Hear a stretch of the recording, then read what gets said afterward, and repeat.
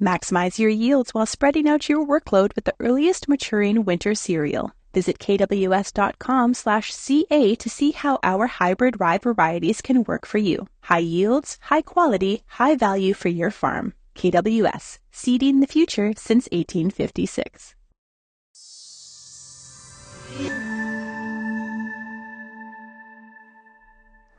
Hi, I'm Amber Bell, and this is Real Agriculture.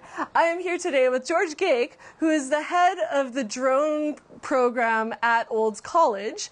And so welcome. It's wonderful to be here talking to you and in the shade. Yeah, exactly.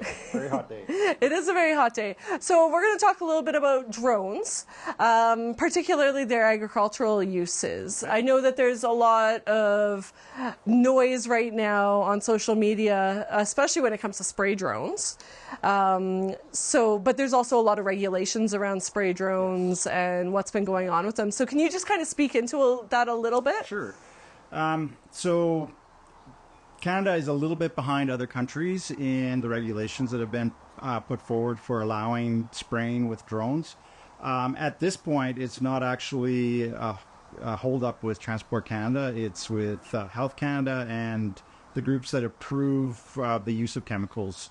So there are health concerns still with what happens with the spray pattern, because as you can see from this drone as an example, the propellers are obviously pushing air down, and so there hasn't been enough research into the droplet pattern then from the spray when you're using a drone versus say a crop spraying plane. So that's kind of where the holdup is. As far as being able to spray, you can for research purposes, and Transport Canada is happy to help out with that, and Health Canada is interested in the results of that kind of data. But yeah, commercially it's not. It hasn't been approved yet. There's just I think it's actually a fungicide that has been approved, but not any chemicals like any fertilizer or pesticides that have been approved for that yet. We're hoping that it'll come along fairly soon. Right. One of the other issues with it is that to spray you have to be very close to the ground. So it does take a fairly large crew, especially if you're flying in an area where you've got hills and that. Because right now the regulations from Transport Canada say that you can't fly beyond visual line of sight. So if the drone's going over a hill, you got to have somebody on the other side of the hill to see where it's going and be observing and reporting back to the drone pilot. So that's one of the other holdups for larger operations. Right. But like I say, we're hoping that It'll go things further. will get worked out, and we have also here at Olds College we've been doing some research with spraying and that as well, and hope to continue to do more of that. Do you know if there's a lot of research happening, or is this still kind of people are just catching on? Where are we at with that? That's a good question. I'm aware of a couple of other areas or other institutions that are doing research into the spray patterns and that. It is, well, as you can see, it's windy today. So, I mean, that's part of the issue with spraying and with trying to research the patterns of that. Obviously, you have to start off with a completely no wind environment, Which is hard to do in Alberta. Exactly. Yeah. So that you can actually analyze, okay, so if there is no wind, where are these droplets going to end up?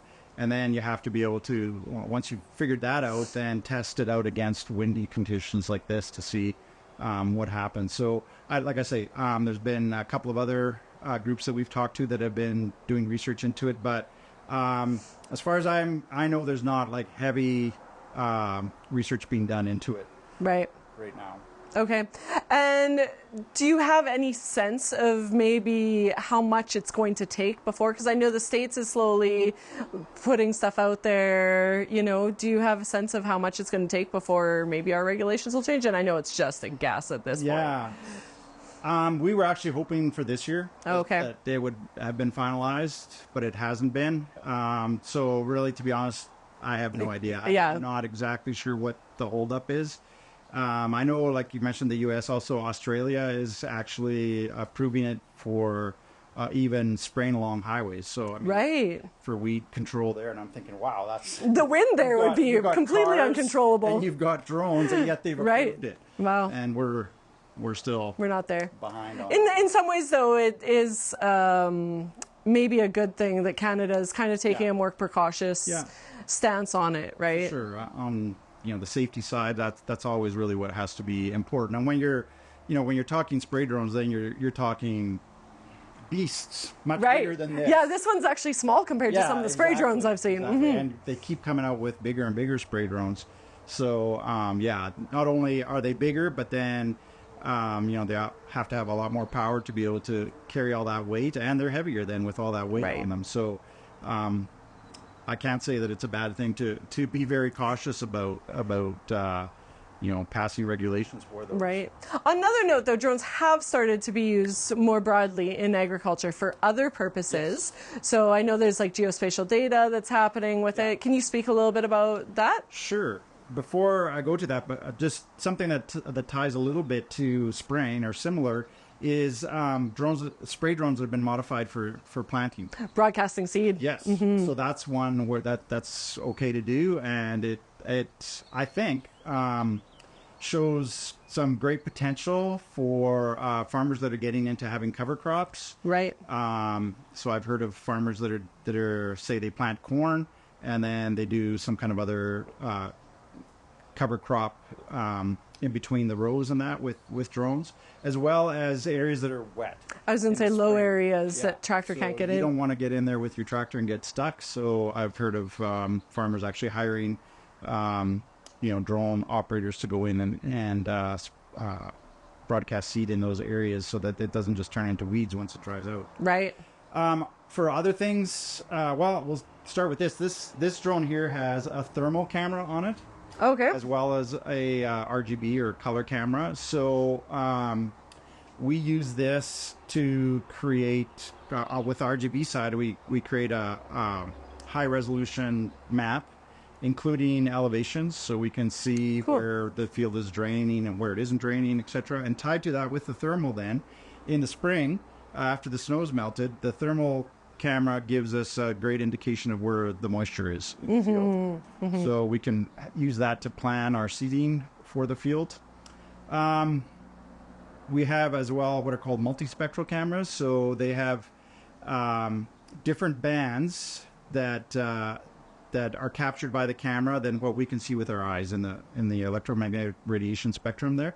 So with those, there's been a lot of research that's been done into what those other bands tell us about plants, going back to the 70s actually, and the satellites that were first put up then. So we've been able to determine that you can basically see the health of a crop and tell where maybe you need to add more fertilizer, or where you need to add some irrigation if you're doing that. And so we use that actually for prescription mapping. Okay. So we've got a variable rate sprayer, which is another technology that is starting to really take off in agriculture.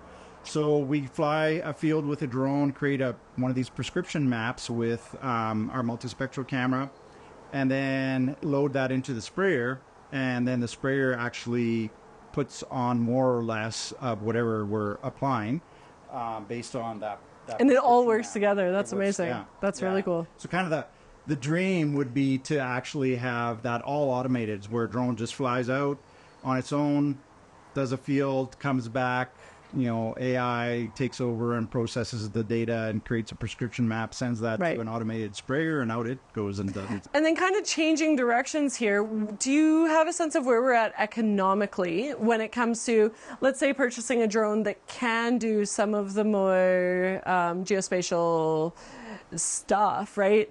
Are we at a place where it's economical for one producer to buy that, or would it be a group of producers or just a company that runs it and operates it? It depends on what they want to get. So if you want a high resolution map of your field or of your pasture, then you can use like a little mini drone. Right. And the technology is there. And those are so decently priced at this Oh, point yeah, that like exactly. everyone can have access to Yeah. it basically.